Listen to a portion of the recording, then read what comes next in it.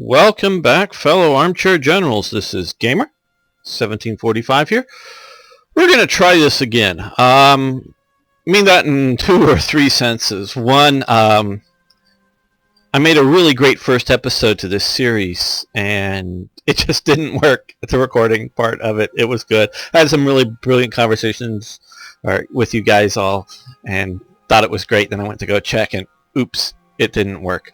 So starting that over, sort of rebooting the U.S. as well, and we're going to try another Hearts of Iron IV series here. I know many of you are, maybe not, I don't know about you, those who are actually here now, but many people have been commenting that there's fewer and fewer people playing this, or many fewer watching it, because it's not interesting to watch. And that can very well be true, so I'm going to try to make it interesting. One, we are playing with the DiDay Common Units of World War II. I believe I have that title right. A mod made by Devildread. He is the one, or primarily I believe, responsible for the old what is it? Yeah, the Dig mod or DLC, and the other ones from Hearts of Iron 3. You know, oh boy, I'm messing that up. Got the demo wrong mod. I'm messing up on the Latin in front of it. And the Common Units of World War, or Common Weapons of World War II, and the other one I forget, right? The U.S.A. sort of base mod, that, or DLC that he did for Hearts of Iron 3. So he's the one who has created this, and so we have some other sort of well, we haven't researched too many stuff. But we've got National Guard here for the U.S. We'll go through here. Different tank choices, including armored car units. All kinds of different things. It is, I would say, not yet a DLC, though. I would certainly support it becoming a DLC. Now you wonder, why should we pay for it if we can get it for free? Well, one, the mod author deserves to be compensated for his great work, especially if it's fairly cheap. Two, if you get it as a DLC, one, he can put a bit more effort into it and develop it a bit more before it becomes that. And three, for things for like Iron Man modes and such, having it as a DLC would improve all of that. So there's reasons why you would want to make it a DLC and have it as a preferably relatively cheap. We have carrier fighters. Go for a standard fighter in production. And let's go for a carrier base naval bomber in production as well. And let's increase there and that. Now I want to at least one pumping out some convoys, just to be prepared to lose lots and lots of them. Let's go for a frigate. Now we're already producing a bunch of destroyers, so let's for Brooklyn class light cruiser. We'll get that sort of started in production. And national focus. Okay, we're gonna go to the Works Project Administration, the WPA. That was sort of the, I don't know, rant, monologue, not necessarily ranting a bit, but we have the Great Depression, and I think I will. Yes, this channel and this series is about Hearts of Iron and about historical gaming, about my commentary on history.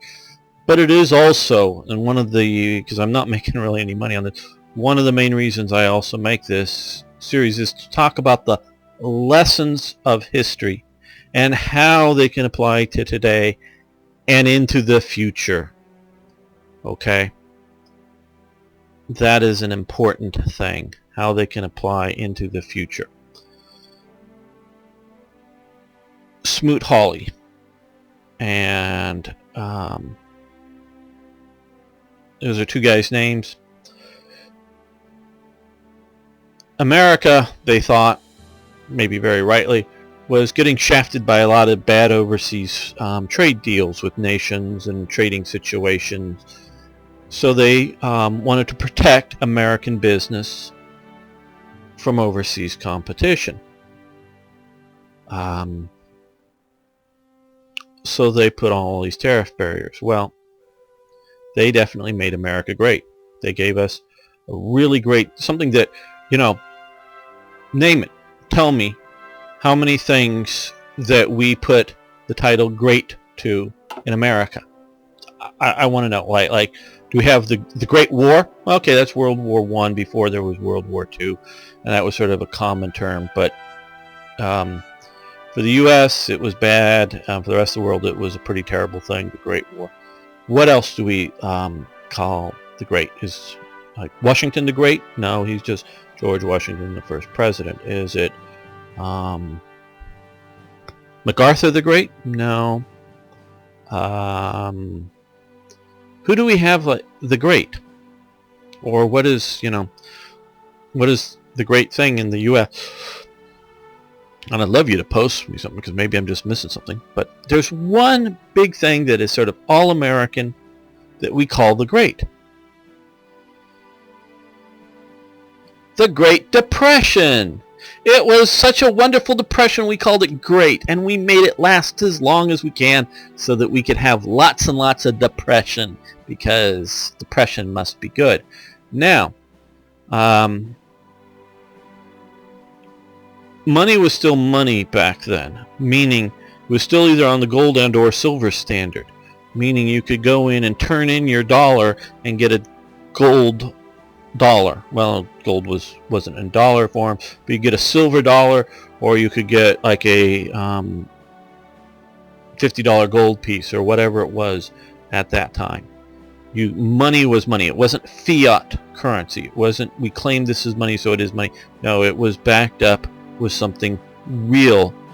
We were on the gold standard, so we didn't have the hyperinflation that Germany had at several times in the interwar period, but we did have the Great Depression, and it was largely caused and exacerbated by Smoot-Hawley. So now when I see an American presidential candidate, one of the two major parties, saying that he wants to have the same basic policies as Smoot-Hawley. Now, he may or may not know the term Smoot-Hawley. He may or may not know of them, and he may or may not know that Smoot-Hawley is considered by most economic historians one of the main causes of the Great Depression and the continuation of the Great Depression. Sure, you do have the, 1929 stock market crash. I'm always fuzzy on dates. Sorry, people. As part of the element to it, absolutely, there wasn't just one thing.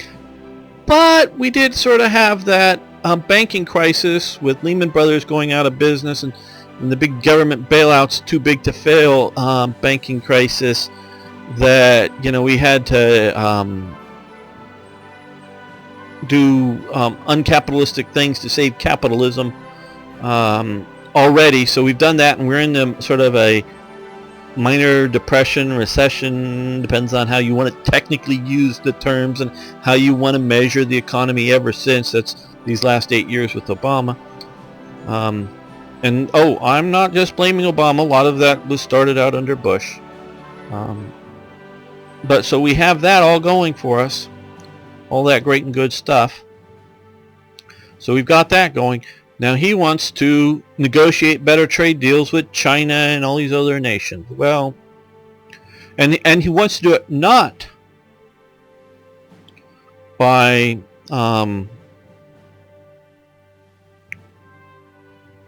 cooperative means.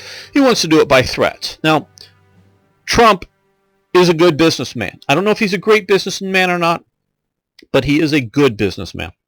And he understands business. Now, for a long time, he wanted America to go bankrupt to renegotiate the loans. Well, enough people got to him that had just enough credibility and told him that if he does renegotiate once, he basically destroys America, or at least the American economy and the American understanding. The full faith and credit of the American government would be destroyed. You want to be Argentina?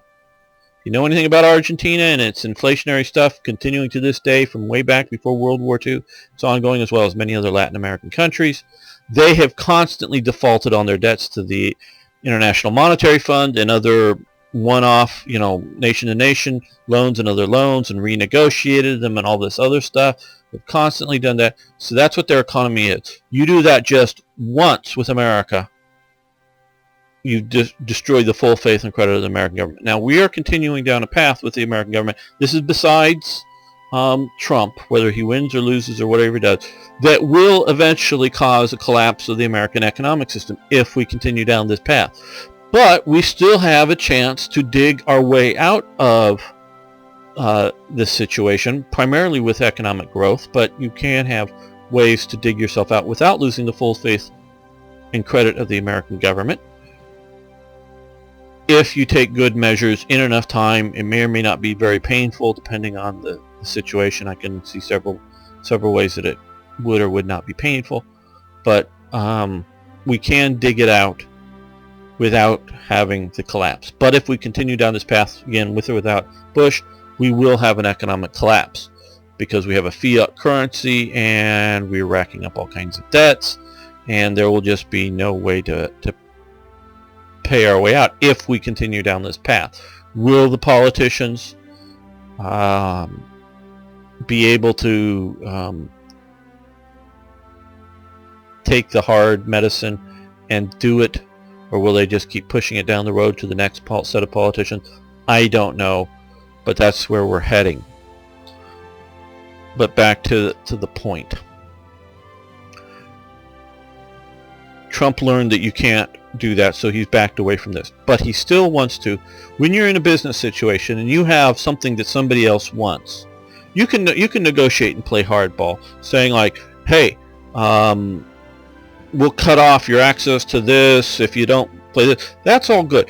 But when you're talking about governments and you're talking about economies and you're talking about putting trade barriers up, you can have a collapse of the system, okay? And it could create trade war, which only are going to hurt, well, it's going to maybe hurt other countries too, and it may even hurt them 10 times as bad as it's going to hurt America, okay?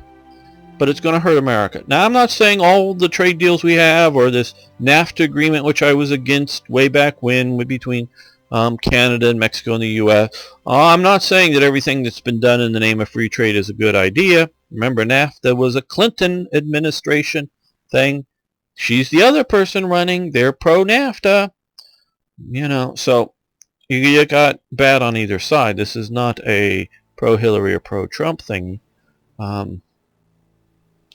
But, so I'm not saying you can't change the settings, but you can't do it from the setting of trade barriers and tariffs on other nations and come out and be successful with it, especially when you're talking about large markets.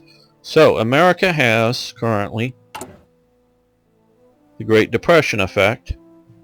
I think now, of course, Trump, and as my father keeps pointing out, Trump's just the art of the deal. He's just starting out the negotiation opinion, both with the American electorate and with the other governments around the world. So if he comes out and sounding like a hothead, and he's going to start all these trade barriers and sits down with the table and then my dad thinks he's going to be rather reasonable, and the other people are going to go, oh, phew, it isn't going to be that bad.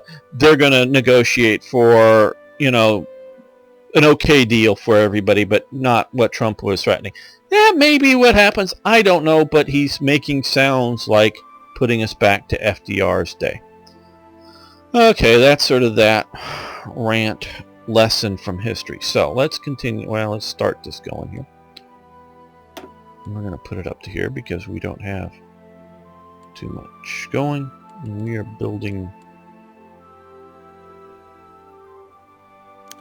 stuff up. Okay. Now, the other thing I want to talk about. The one event from Uncle Sam's Events that I've released out there. It was originally part of Third Reich Events, but I was playing way back in Hearts of Iron 3 and saw that, hey, what about all the coastal artillery forts the U.S. had? I've visited a few here in California. Well, the U.S., since, well, before the War of 1812, if you remember that, up here in, Baltimore area where the British were landing, you have Fort McHenry, where Francis Scott Key wrote the poem on the British capture. Well, he was captured on the British ship, watching them bombard Fort McHenry, which was a coastal fort. That's sort of one of the famous coastal forts, and I know that date in the War of 1812. Probably that was around, I don't know, 1813, 1814, don't really know. The other famous coastal fort in action was Fort Sumter, when the Confederacy started the war with the federal government by bombarding Fort Sumter, which was in Charleston Harbor, part of the coastal defense plans, and that was in federal hands. It started the Civil War. Those are two famous forts. And they had this program all the way up until 1946. In the period that we're talking about now, it was under Army control. And it was under the Coastal Artillery Corps. Sort of like the Corps of Engineers. Corps isn't used as a unit size organization, but more as a generic subdivision of the Army. And so they built a lot of these forts, rebuilt them. A lot of the old sort of Valbundian star forts you may sort of be familiar with were left intact and not modernized, and just nearby they built more modern forts. And that's what one of this is. This is a Endicott era fortification here. Generally I think they were in batteries of 2. And they were built, I think, mostly like in the 1880s to 1900. And they were mostly built on the East Coast, but there were some West Coast ones too. Sort of explain what's shown in this picture. This is a disappearing gun about ready to fire. What happens is when this gun fires, it recoils back down to a low position below this wall. It is loaded, and then you aim it using a periscoping aiming device so that the gun is entirely invisible from anybody out at sea. You get it onto the right thing, aiming both horizontally and figures it out, the elevation angles. And then once you're prepared, then you hit a lever, the gun moves up into battery, and then as you pull, while still looking through the aiming device, you pull the lanyard, I believe, and the gun immediately fires and recoils back down and disappears. The enemy will see a bunch of smoke, come out of the end of the barrel, but the gun will be gone. So it's only visible literally for a few seconds. All the rest of the time it is hidden, cannot be seen. It has a wide firing arc, generally speaking. This is a concrete wall here, I believe. Could be brick or something, but and then out in front of it there's a huge amount. I mean, there will be a lot of concrete and brick in front of it, and then there's a huge amount of earth and dirt, and then grass, and then there'll generally be, probably where the person that took this photo is standing, another berm sort of behind it, maybe going up a little bit, so that if you look at it from the sea, you don't see anything. You may sort of see this hill-like position. I'm sure most navies went around the U.S. coastal forts and mapped them out generally. but putting them on a chart and realizing somebody at sea and actually spotting the exact location. So you can imagine, you got to realize when you're at sea, you're always moving. Even if you're still, the current is taking you or the wind's taking you. So you're never absolutely still. And so trying to hit this, if you're just a little bit low, you're going to impact on the earth. If you're a little bit above it, you just go over the top or maybe hit the berm behind you. So you have to just sort of hit it right on the lip, because otherwise they did not have, at least in the Endicott period and later on, I don't think they had good enough time to burst shells to burst just at the right time as they come over the top of the fort. And plunging fire, arcing down and in, is not impossible, but again, it's hard to do from a ship that's moving, and you can't necessarily tell the impact zones of your fire, and it's just very difficult to hit.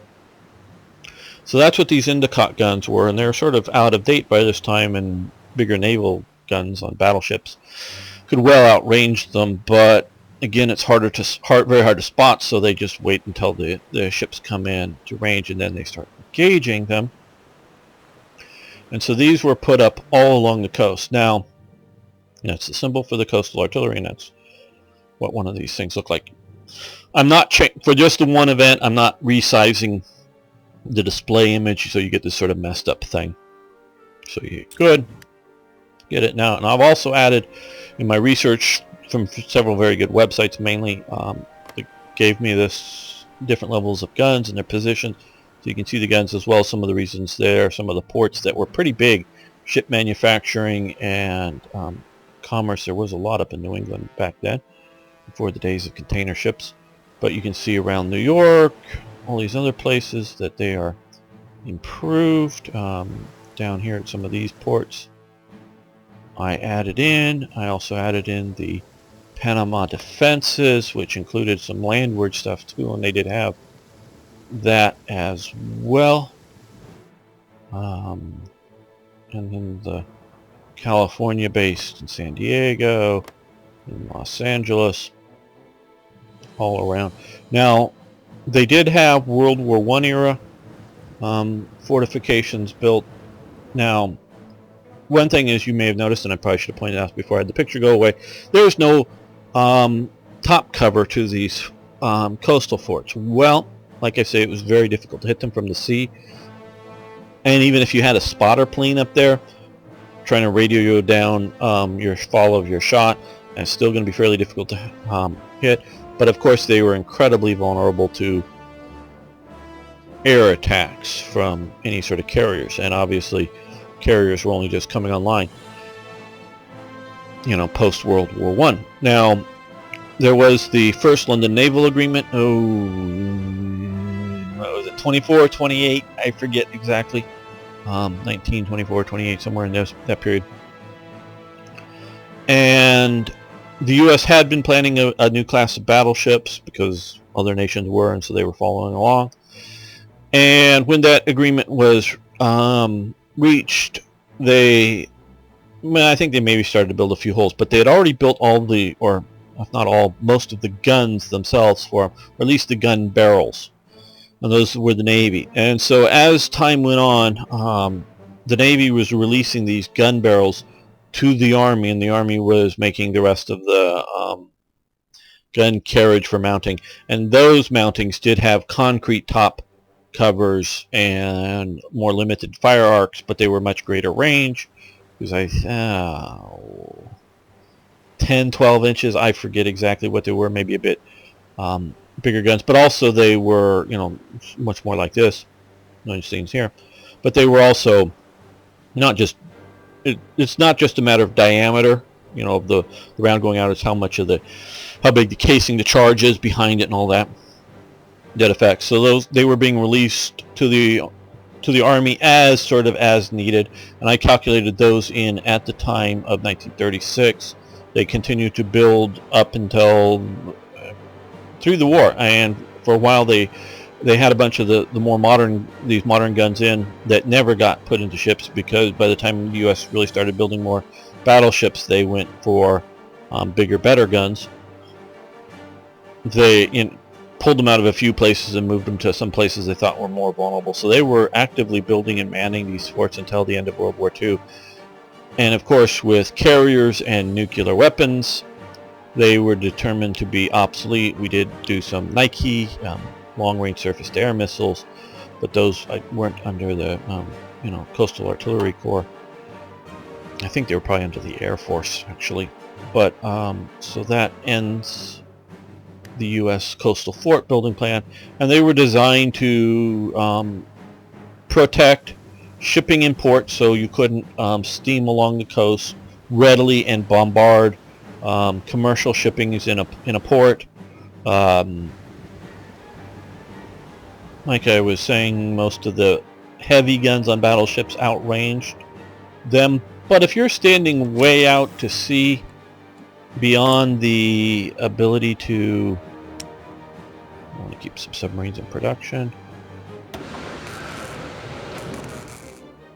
beyond the more limited range of the Endicott guns, well, you're not going to have very good accuracy even firing into a port. Now, I'm saying you're not going to do damage to the port and to the region, but trying to hit ships in the port and more vulnerable targets as opposed to just blowing up buildings and things, which is bad, of course, but doesn't cripple a nation from fighting a war. They're very hard to hit, so you'd have to move in close enough, probably for the Endicott guns to hit, and depending on how thick the armor is of wet ships, they're probably going to do some good damage, and they would definitely do great damage against landing craft and other light vessels coming in. Keep these like cruisers under production here. So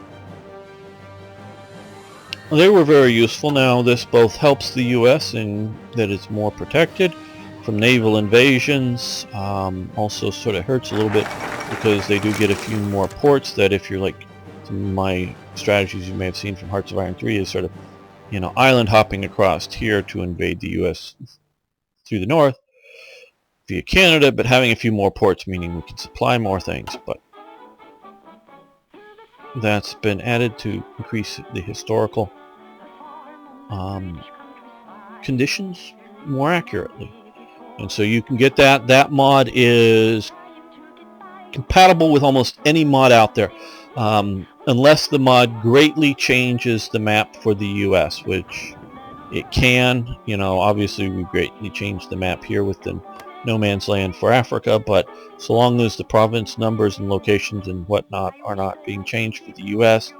So if somebody's coming in and adding a bunch of provinces or whatever, you might have some problems, but I don't know of a mod yet out there that the Coastal Artillery Fort is not compatible, so you can go on the Steam Workshop and get that and add it to whatever game for more historically accurate United States. Okay. Worrying as it says, that Germany has remilitarized the Rhineland. And we've got completed our focus of the Works Project Administration, the WPA. Now, let's see. I'm going to do this, I think, because these are good. And we'll be doing a bunch of those, but I want to get bonuses to electronics and support technology.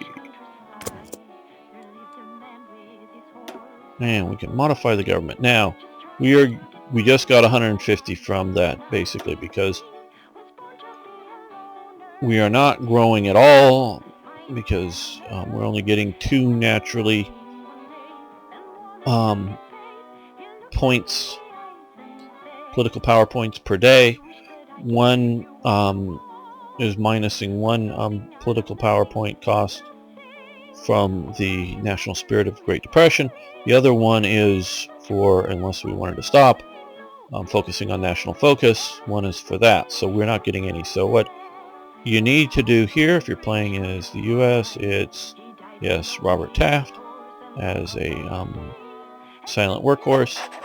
Get him into office to get some political. Now we're getting 30% of the point per day to be able to develop some political power points.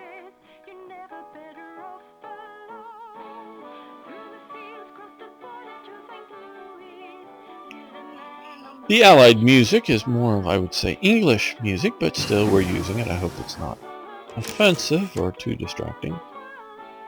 Okay, electronic engineering. Now, of course, once we get to next one done, we can use that there. Yeah, we got a lot of...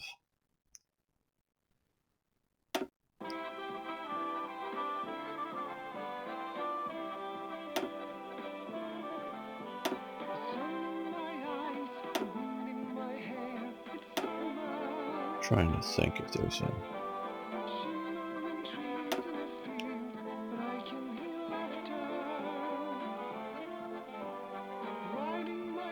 Well, we'll use it to boost the radio. Coming up, but keep this going here. Right now we have massive manpower shortage because of our disarmed isolationism.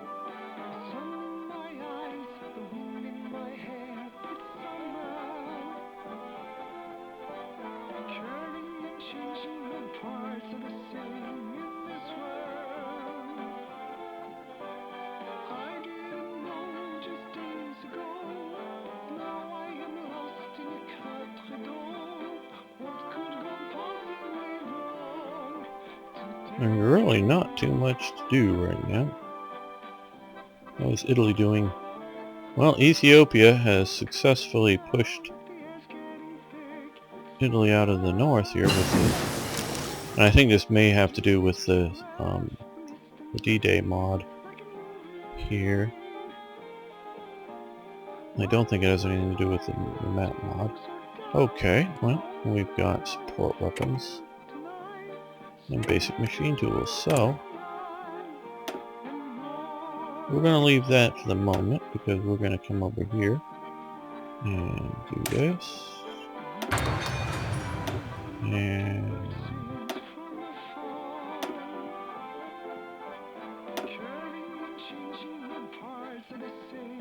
let's get to P-40 Warhawk, so we're not producing, produce better aircraft than those out-of-date ones.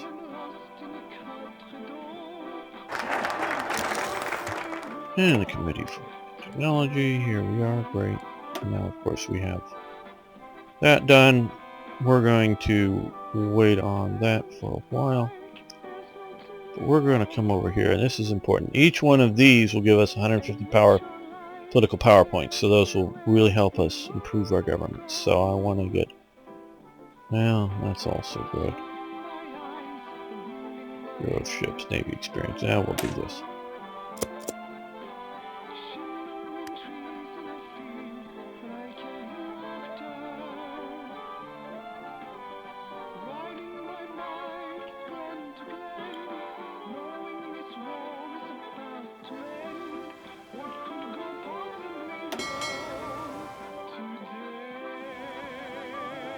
If you've noticed, we're playing with the models on just because I couldn't get, and I spent about 2 or 3 hours trying to figure it out, and probably something really simple.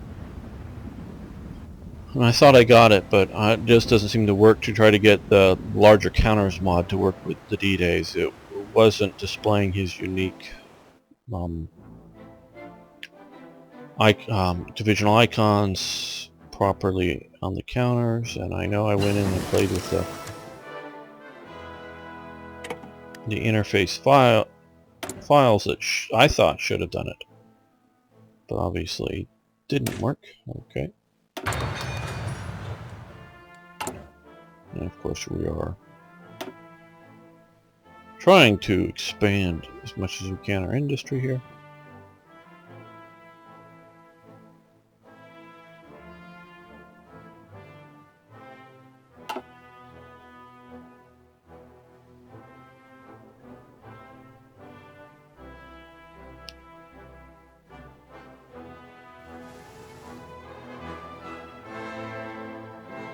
Well, you know, since Ethiopia has a port,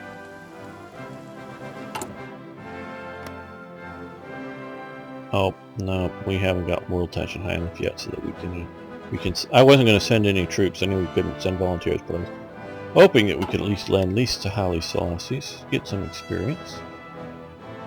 It's very minor, but still sending some infantry weapons or whatever. Would be nice. Now, reaffirm the Monroe Doctrine. Let's see, I got just enough time here. We can go talk a little bit about the Monroe Doctrine. Well, the Monroe Doctrine was what President Monroe. I hope I'm getting that right. It was President Monroe, yeah, not Secretary, yeah. Maybe sounding like to be a very arrogant and domineering in the American, and I don't mean U.S. sense, I mean in the American sense, that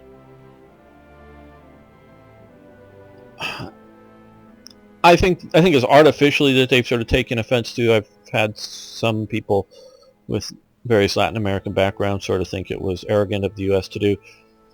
But it was a doctrine that was not directed at belittling or otherwise trying to put American dominance, or the U.S. dominance, on other American nations.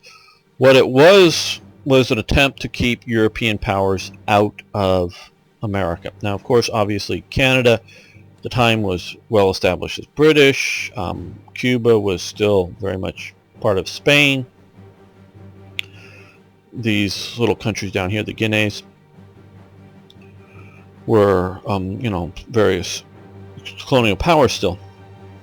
But what they didn't want was, and the U.S. government knew, the U.S. government still was fairly weak in a national sense, but it knew that these other minor governments here were rather weak in compared to European powers. Now, Spain lost its colonies at the end of the Napoleonic War, because, man, if you knew anything about Spain at the end of the Napoleonic Wars, it had just been devastated during that war. So it had no functional ability to control it. So even Spanish elites in some of these areas thought, well, hey, we could have our own country now. And so in the post-Napoleonic era, Simon Bolivar got the Spanish countries independent. Portugal's monarchy had fled to Brazil during French occupation there, and when that was over, Portugal was also weak and devastated that Brazil got its independence at some point. I forget exactly when. But those were sort of the sick men of Europe to some degree, and particularly at that moment, it was right after French devastation from fighting in there. I mean, Spain still maintained its control at the time of the Philippines and some other colonial areas, but couldn't keep all of its empire together. But countries like various German principalities, or Italy as Victor Emmanuel reunited it, or France or whoever, might decide to want to expand their colonial empire into into America. And they could readily do it. And since I did mention French, they're the ones who did it, but only because America was obviously divided in the middle, but in the midst of a very costly civil war. France and Britain started out. Mexico, we were talking earlier about America defaulting on the debt. It used to be you defaulted on the debt, somebody came and collected. Literally, somebody came and collected. Where's Veracruz? It's down here. Is it not here? No. Actually, still have the labels. Veracruz, right? Veracruz. That was the main importation port for Mexico, the main city there for the country. They defaulted on their loans. Britain and France wanted its money. So they sent their navy and a bit of an army to Veracruz and said, hey, we're going to collect our money. And so we're going to sit and occupy the port, and we're going to make sure we're going to have our ships sail along the coast and get any major shipping that's coming in or out of Mexico to come to here. And we're going to collect the import and export duties coming in and out of Mexico until we get our money back. That's how nations used to deal when other nations defaulted on their loan. Well, England was all for this because it wanted its money. Napoleon III at the time, the Emperor of the French, wanted more. He wanted a new French Empire, because it was back to Imperial France instead of, or working its way there, instead of a monarchical, Kingdom of France or whatnot. So the French Empire wanted an empire, so they got one of the Habsburg royalty and decided to put him on the throne as a bit of a puppet to France. That's Maximilian that they sent over. And so they tried to, they did successfully take over Mexico for a while America was greatly distracted, of course. Pretty quickly, the British realized what was going on and left, because even though they hadn't collected their money, they weren't going to be part of either building the new French Empire or wanting to cause chaos generally in Mexico. They just wanted their money. They were going to collect it. Once that fell apart, they were going to come in and take it. So whether it's, and this was obviously before the Panama Canal was dug and Panama was still part of Colombia, all these nations could easily be invaded by almost any old European power, including Belgium or the Netherlands or whoever. And a chunk could be taken away and be, generally speaking, at least thought to be run profitably and exploited. So that's what the Monroe Doctrine was all about, because they did not want to have a French Empire sitting just south of them. They already had the British Empire north of them. So it may be a bit of a selfish thing on the part of them, on the United States, and then not so much of an altruistic thing for the other nations, but they just didn't want to have increased, obviously, as I pointed out, there was already some, but they didn't want increased European powers, and at the time those were the only ones that could have, coming into America. So that's what the Monroe Doctrine was all about. Now, America at the time, especially before the Civil War and even after it, didn't, because they disarmed much after the Civil War. General Custer went back to being, I think, just Colonel Custer or whatever he was officially. Reserve Army ranks or whatever it was, or sort of brevet ranks, or however you want to do it, were different than your sort of core Army ranks. I'll explain a bit more of that later some other time. How General Eisenhower was still just like a captain or a colonel, really. Screwy system the Americans had, but okay, at the time it's changed. So they disarmed, so they weren't always in a position to militarily enforce keeping the great European powers out, but there was a lot of trade already going on with a lot of the majors, and that could really be used to influence behavior. Meaning, you want an embargo, we were just talking about that, with a particular nation. If you invade Guatemala or somewhere, we're going to stick that on you. You'd rather do business with America than invade Guatemala. That was sort of the way things were going then.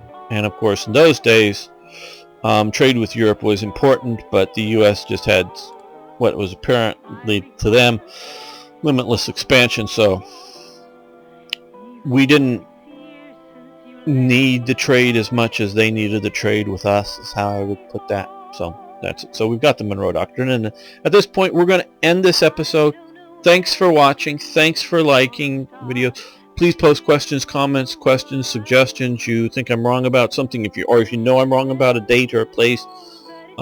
Love the corrections down in the comments column for other people as they watch this. They can check it out and see, so I do appreciate that. And of course, happy if you want to tell a friend about this. Love to have more people on the channel. See you next time for more Hearts of Iron.